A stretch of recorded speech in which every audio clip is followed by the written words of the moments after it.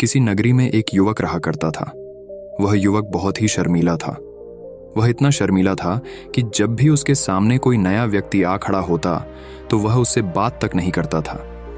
यहाँ तक कि जिन्हें वह जानता था, पहचानता था, उनसे भी बात करने में उसे बहुत शर्माया करता था। वह उनसे भी ठीक से बात नहीं कर पाता था और अपनी इस समस्या के कारण वह खुद ही बहुत परेशान रहता था, क्योंकि वह अपने जीवन में कुछ कर ही नहीं पा रहा था। धीरे धीरे समय बीतता गया और समय बीतने के साथ साथ उस युवक की शर्माने की आदत भी बढ़ती चली गई, जिसके कारण वह अत्यधिक निराश रहने लगा, परेशान रहने लगा, चिंतित रहने लगा। उसे यह समझ नहीं आ रहा था कि वह अपनी इस समस्या से किस तरह से छुटकारा पाए। उसके घर वाले भी अब उसकी इस समस्या को लेकर बहुत चिंतित रहने लगे थे। वे सोचते थे, इसका क्या होगा, ये अपने जीवन में कुछ कर पाएगा भी या नहीं। जब भी वह कहीं पर काम के लिए जाता तो लोग उसके इस सीधेपन का फायदा उठाते, उसे परेशान करते। वह कुछ ज्यादा कह नहीं पाता था, जिसके कारण उसे कोई कुछ भी कह देता और वहां से चला जाता है। इन्हीं सब कारणों की वजह से उसका मन कहीं भी किसी भी काम में नहीं लगता। वह हर काम को कुछ ही दिनों में छोड़ दिया करता। उसके मन में बहुत कुछ चल रहा था। उसके मन में विचारों के तूफान उठ रहे थे। वह सबसे बहुत कुछ कहना चाहता था, लेकिन अपनी इस आदत के कारण वह किसी से कुछ नहीं कह पा रहा था। वह अंदर ही अंदर घुटता जा रहा था। सारे विचार, सारी बातें उसके मन में ही दबी पड़ी थीं। लेकिन कभी भी वह किसी से भी अपने मन की बात नहीं बताता था। जब छोटा सा बच्चा था तब उसे लोग बहुत पसंद करते थे। उसकी इस आदत को भी लोग सराहते थे।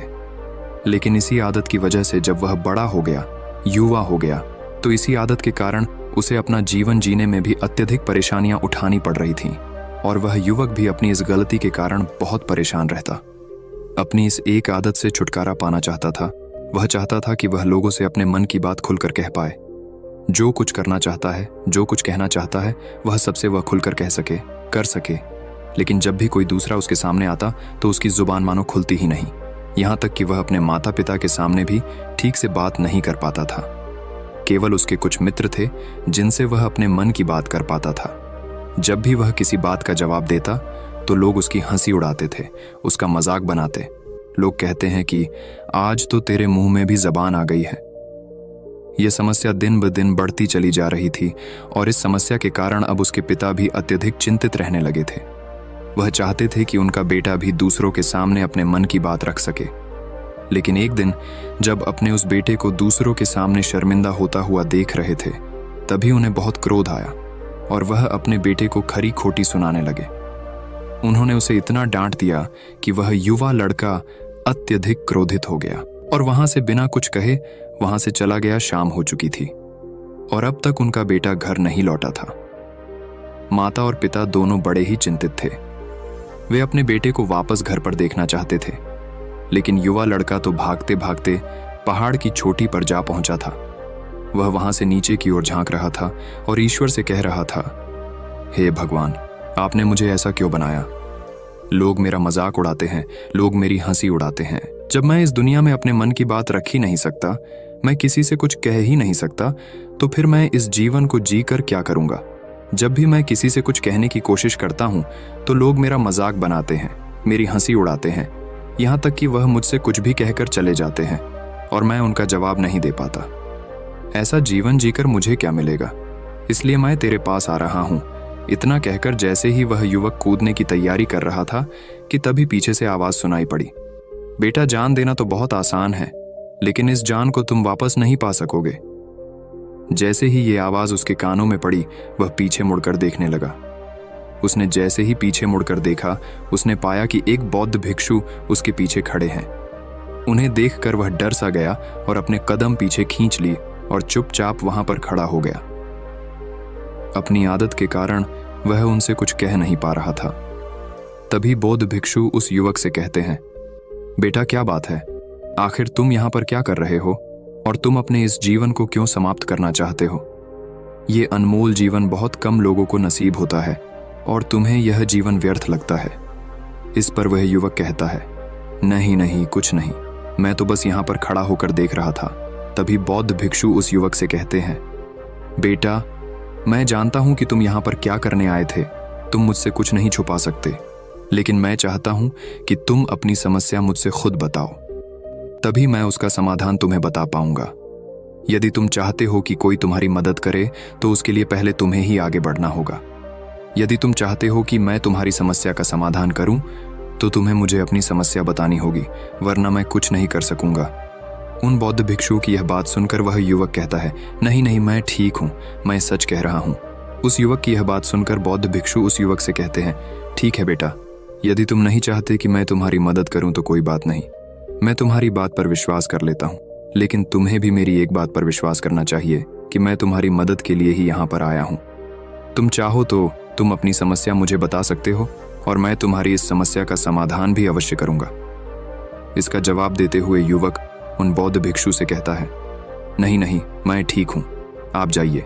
इस पर वह बौद्ध भिक्षु उस युवक से कहते हैं, ठीक है बेटा, यदि तुम चाहते हो कि मैं यहां से चला जाऊं तो मैं यहां से चला जाता हूं, लेकिन मेरी एक बात याद रखना, मेरे जाने के बाद मैं तुम्हारी कोई मदद नहीं कर पाऊंगा और हो सकता है कि तुम्हारी मदद के लिए कोई और आगे भी ना आए। इतना कहकर बौद्ध भिक्षु पीछे की ओर मुड़े और अपने मार्ग में आगे बढ़ने लगे। वो युवक वहीं पर खड़ा होकर ये सब देख रहा था। जैसे ही वह कुछ दूर पहुंचे तभी उस युवक ने जोर से आवाज लगाई, गुरुदेव, मेरी समस्या बहुत बड़ी है, क्या आप उसका समाधान कर सकेंगे? क्या आप मुझे उसका समाधान दे सकेंगे? यह सुनकर बौद्ध भिक्षु वहीं पर खड़े हो गए और पीछे मुड़कर उन्होंने उस युवक की बात का जवाब देते हुए कहा, बेटा, इस दुनिया में कोई भी ऐसी समस्या नहीं है जिसका कोई समाधान ना हो। यदि तुम मुझे अपनी समस्या बताओगे तो मैं उसका समाधान अवश्य करूंगा। तभी वह युवक उन बौद्ध भिक्षु से अपनी समस्या बताते हुए कहता है, गुरुवर, मेरी एक बहुत बड़ी समस्या है कि मैं शर्मीला हूं, जिसके कारण मैं किसी से कोई बात नहीं कर पाता। यहां तक कि मैं अपने मन की बात भी किसी को नहीं बता पाता। जब भी मैं किसी से बात करने की कोशिश करता हूं तो लोग मेरा मजाक उड़ाते हैं, मेरी हंसी उड़ाते हैं। जब भी मुझे कोई खरी खोटी सुनाता है, उलटी सीधी बातें करता है तो मैं उनका जवाब नहीं दे पाता। मैं लोगों की तरह चालाक बनना चाहता हूँ, लोगों की तरह बातों का जवाब देना चाहता हूँ, अपने मन की बात करना चाहता हूँ। मैं इस दुनिया के साथ कदम से कदम मिलाकर आगे बढ़ना चाहता हूँ। क्या इसका कोई समाधान है? उन बौद्ध भिक्षु ने उस युवक की सारी बातें ध्यानपूर्वक सुनी और फिर जवाब देते हुए कहते हैं, बेटा, जरूरत से ज्यादा शर्मीला होना, इसका अर्थ यह है कि तुम्हारे अंदर कोई डर है जिसे तुम पहचान नहीं पा रहे हो, जिसका कारण उसका समाधान करने में भी असमर्थ है। शर्म करना अलग बात है और डरना अलग। जब हमारे भीतर डर होता है तब हम कहीं भी किसी से भी कोई भी बात नहीं कर सकते। हमें चारों तरफ केवल डर ही नजर आता है और हम हर जगह से डरते ही रहते हैं। लेकिन इसे शर्माना नहीं कहते। शर्म तो बस एक हद तक तुम्हें चुप रख सकता है। फिर वह बौद्ध भिक्षु उस युवक से कहते हैं, बेटा, तुम सबसे अधिक किससे शर्माते हो? युवक इसका जवाब देते हुए कहता है, गुरुवर, मुझे अपने पिता से बात करने में बहुत शर्म आती है। मैं उनके सामने कुछ बोल ही नहीं पाता। तभी वह बौद्ध भिक्षु उस युवक से कहते हैं, अच्छा, तो ये बताओ, जब तुम अपने पिता से बात कर रहे होते हो या फिर बात करने का प्रयास करते हो तो तुम्हारे मन में कैसे ख्याल आते हैं? युवक इसका जवाब देते हुए कहता है, गुरुवर, जब भी मैं अपने पिता से बात करने का प्रयास करता हूँ तो मुझे ऐसा लगता है कि मानो मेरे पिता अभी मुझे डांट देंगे, मुझ पर क्रोध करेंगे, मुझसे नाराज हो जाएंगे और कहीं ना कहीं मुझे ये भी लगता है कि मैं कुछ गलत बात ही करूँगा। यहाँ तक कि मेरे मन में ऐसे भी ख्याल आते हैं कि शायद मेरे पिता मुझसे प्यार ही नहीं करते। परंतु गुरुवर, आप कहते हैं कि शर्म अलग है और डरना अलग बात है, तो क्या कोई ऐसा उपाय है जिससे मुझे डर ही ना हो? क्या कोई ऐसा रास्ता है जिससे मेरे अंदर का ये डर पूरी तरह से समाप्त हो जाए? कृपा करके मुझे इस समस्या का समाधान बताइए। मुझे अपने इस डर से बाहर निकलना है। मुझे लोगों की तरह अपने इस जीवन को खुलकर जीना है। उस युवक की यह सारी बातें सुनकर बौद्ध भिक्षु उस युवक से कहते हैं, जाओ और अपने पिता से कहो कि मुझे कुछ काम करना है और उसके लिए मुझे आपसे कुछ धन चाहिए। यदि तुम उनसे धन मांगने में कामयाब हो गए तो मैं तुम्हें तुम्हारी समस्या का समाधान अवश्य बताऊंगा। वह युवक काफी घबरा गया। उसने उन गुरुवर से कहा, हे गुरुवर, मुझे यह कार्य न दीजिए। मैं उनसे कुछ नहीं कह पाता। उनके सामने तो मेरी बोलती तक बंद हो जाती है।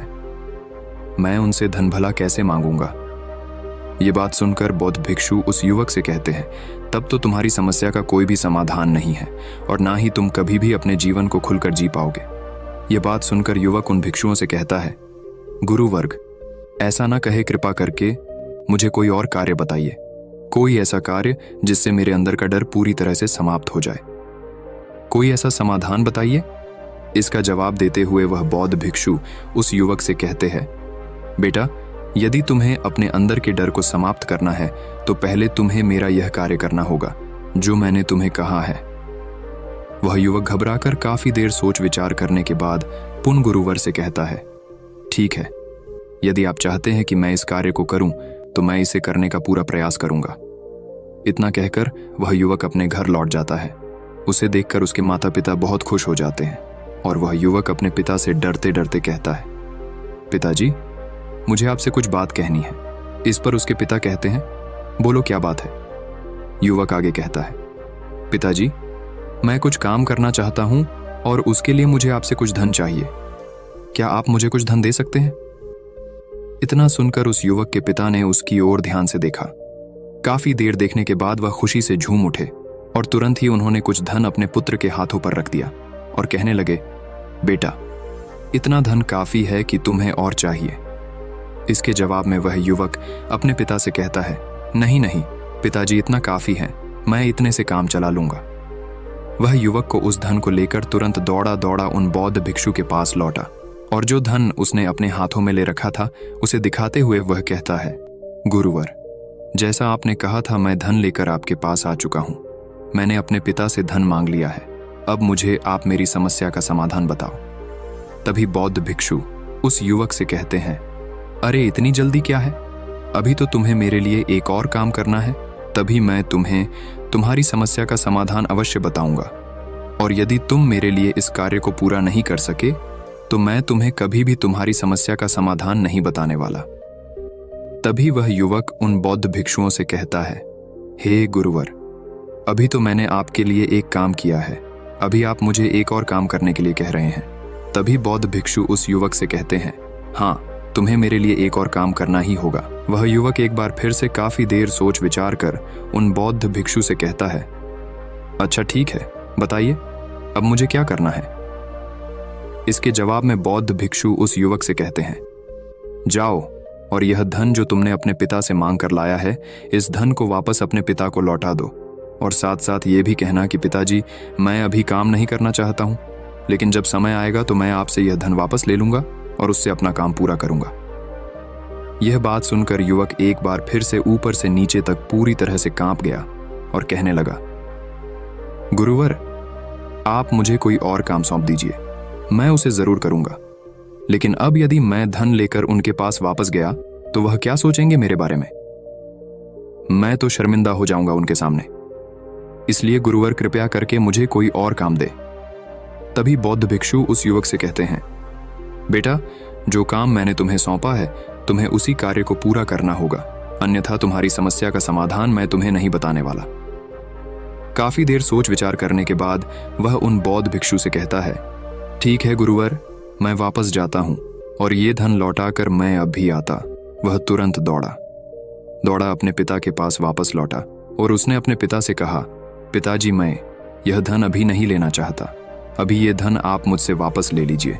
जब मुझे कोई काम पड़ेगा तो मैं आपसे ये धन वापस ले लूंगा। उसके पिता ने उस युवक की तरफ घूर घूर कर काफी देर तक देखा और फिर मुस्कुराते हुए कहने लगे, बेटा, मैं समझता हूं कि किसी भी काम को शुरू करने से पहले हमें उसके बारे में जानकारी इकट्ठा करनी चाहिए। उसके बारे में समझना जरूरी है। कब, क्या, कैसे और कब तक करना है, इसके बारे में भी हमें जानकारी लेनी जरूरी है। कोई भी काम ऐसे ही नहीं शुरू किया जा सकता, उसमें हम नहीं होंगे या फिर नहीं, इसका भी अनुमान हमें लगाना पड़ता है।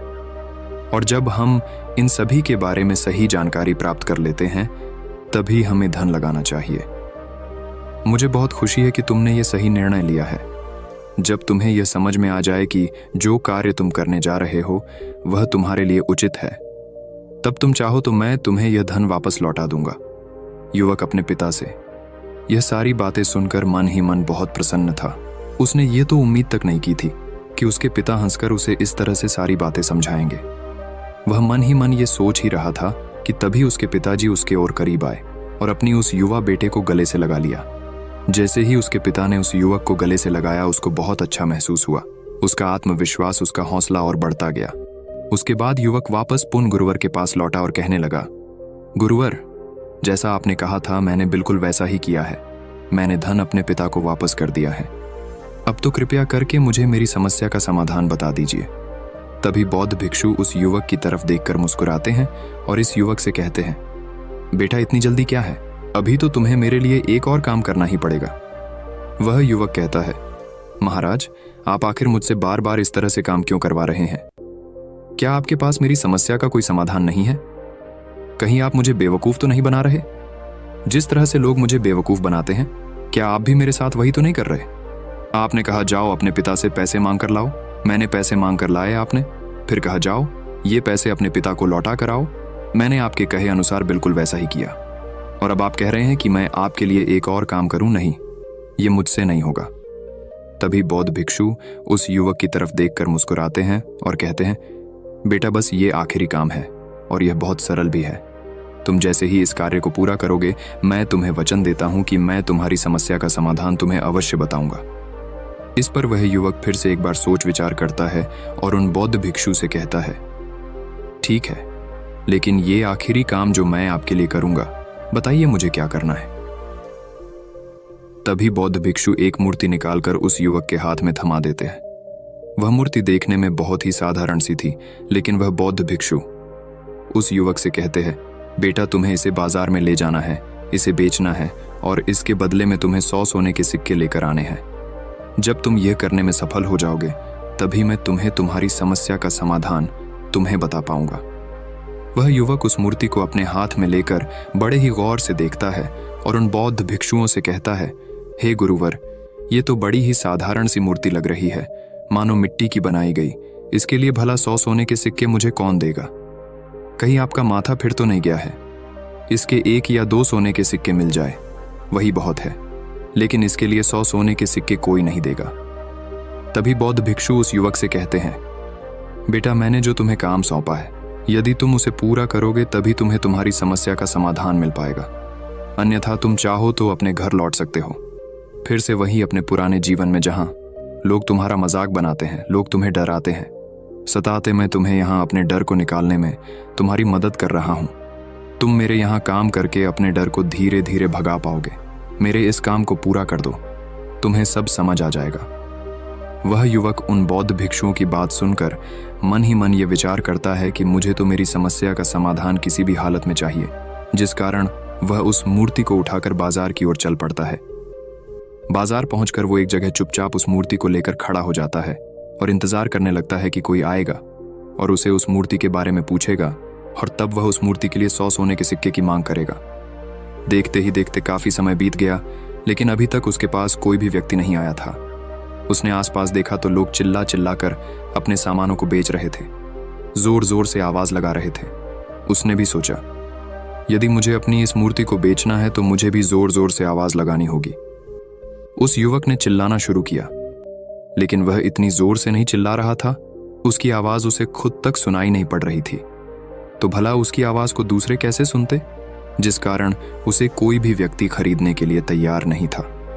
धीरे धीरे शाम का समय हो चुका था और उस व्यक्ति को यह डर था कि कहीं वह बौद्ध भिक्षु वहां से कहीं चला ना जाए, अन्यथा उसे उसकी समस्या का समाधान कौन देगा।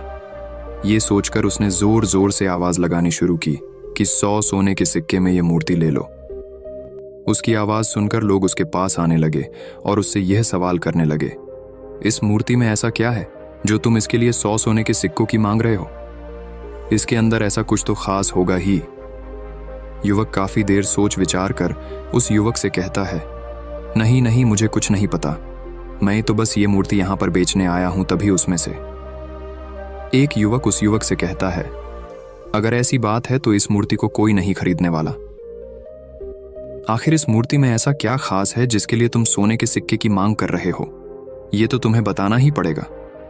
धीरे धीरे कई लोग उसके पास आए और सभी ने बस एक ही सवाल किया, आखिर इस मूर्ति में ऐसा क्या खास है, ऐसी क्या बात है जिसके लिए तुम सोने के सिक्के की मांग कर रहे? उस युवक ने उससे बातचीत की, उन्हें समझाने की कोशिश की, कई प्रयत्न किए, लेकिन कोई भी उस मूर्ति को सोने के सिक्के देकर खरीदने के लिए तैयार नहीं था। वह निराश हो गया, उसे कुछ समझ नहीं आ रहा था कि वह क्या करे। तभी बाजार में उसने देखा कि कुछ लोग अपने सामानों की खासियत बता रहे हैं। उसे बेचने के लिए उसकी खास खास बातों के बारे में लोगों को समझा रहे हैं। ये देखकर उसने भी सोचा कि मुझे भी इस मूर्ति की कुछ खासियत लोगों को बतानी है। उसने फिर एक बार जोर जोर से आवाज लगानी शुरू की। समस्या का समाधान निकालने वाली मेरी गुरु की इकलौती मूर्ति, जो इस दुनिया में केवल एक ही है, जिसके पास भी यह मूर्ति होगी उसके घर में कोई समस्या नहीं होगी। यह मूर्ति उस समस्या का समाधान तुम्हें अवश्य बताएगी। ये सुनकर लोग उसके पास पहुंचने लगे और उसे ये सवाल करने लगे, क्या सच में ये मूर्ति जिसके पास होगी उसके पास कोई समस्या नहीं होगी? क्या सच में ये सभी समस्याओं का समाधान करती है? उसका जवाब देते हुए युवक कहता है, हाँ, सभी समस्याओं का समाधान कर देती है। यदि आप इस मूर्ति को ले जाते हैं, आपके घर में कोई भी समस्या होगी तो उसका समाधान यह आपको अवश्य बताएगी। चाहे कोई भी समस्या हो, कैसी भी समस्या हो, कैसी भी परिस्थिति हो, आपको इसका समाधान अवश्य मिलेगा। इतना सुनने के बाद अब वही एक मूर्ति सबको चाहिए थी। उस मूर्ति के दाम लगाने लगे। कोई उसे 200 सोने के सिक्के, तो कोई 400, कोई 6, 7, तो कोई 1000 सोने के सिक्के देने के लिए तैयार था। उस मूर्ति की कीमत लगातार बढ़ती जा रही थी।